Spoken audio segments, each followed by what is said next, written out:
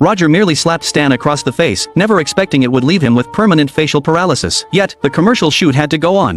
The quality time. The good times. During breakfast one morning, Stan's financial advisor called to inform him that his investments in gaming had bankrupted him. He'd lost everything, including his house and car. The news left Stan utterly broken. Later, at a cafe, Stan confessed to Roger that they were ruined. In an instant, Roger switched personas, adopting the demeanor of a talent manager for ad campaigns. He suggested Stan could leverage his now frozen expression to land roles in bizarre commercials. Stan agreed. On set, the photographer instructed Stan to portray despair, but his face remained immobile. Frustrated, the photographer called Roger over, pointing out Stan's complete lack of expression. Roger assured them he'd handle it. Pulling Stan aside, he explained that some directors slap actors to elicit a shocked reaction. Stan asked what that had to do with him. Thanks for... There it is! Go, go, go! From then on, before every take, Roger would strike Stan to force the desired expression. After multiple shoots, a doctor warned that one more slap could shatter Stan's face, potentially causing it to collapse entirely. The next day on set, however, Stan managed to produce the expression without being hit. Roger urged him to hold it, but the director objected. This was a somber ad requiring subtlety, and Stan's face was now stuck. With no other option, Stan let Roger hit him again. Slap it!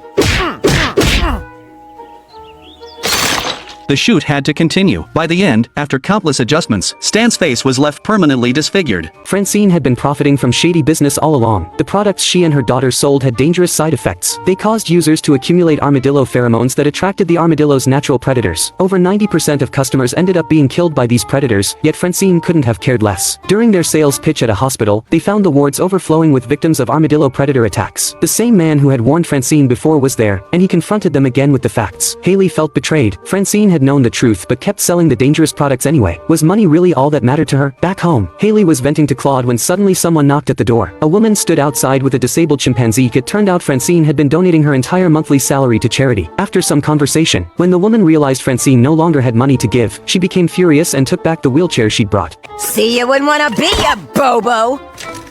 Hayley eventually found Francine and the two reconciled, deciding to take revenge on the company. Armed and prepared, they infiltrated the corporate office to download evidence of the animal attacks and leak it to the media. They successfully transferred the data to a USB drive, but just as they were leaving, the CEO spotted them.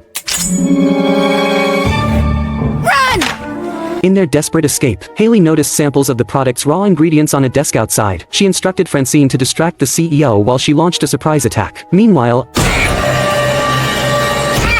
a panicked employee warned that coyotes had broken through security, and even a grizzly bear was approaching. You know, we should do this more often. Hang out, that is. Not, this.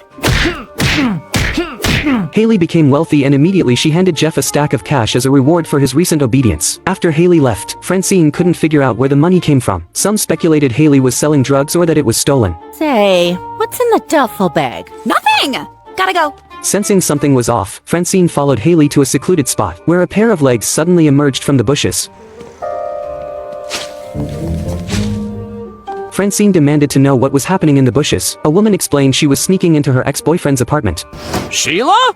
Oh, great! While Hayley inspected her belongings, Francine barged in and discovered a duffel bag full of sales merchandise. Hayley revealed this was her new job. She had become a salesperson. She begged her mother to keep it a secret, and Francine agreed, though she admitted she wanted in on the business. Just like that, Francine became a salesperson too. They arrived at a client's office, where Hayley enthusiastically pitched the product's benefits. The doctor kept checking his watch, hoping she'd wrap up, but Hayley kept talking. Eventually, he kicked them out, insisting he'd stick with his old supplier. Hayley was ready to give up, but Francine noticed another salesperson closing a deal nearby and got an idea. A change in approach was needed, something to grab attention.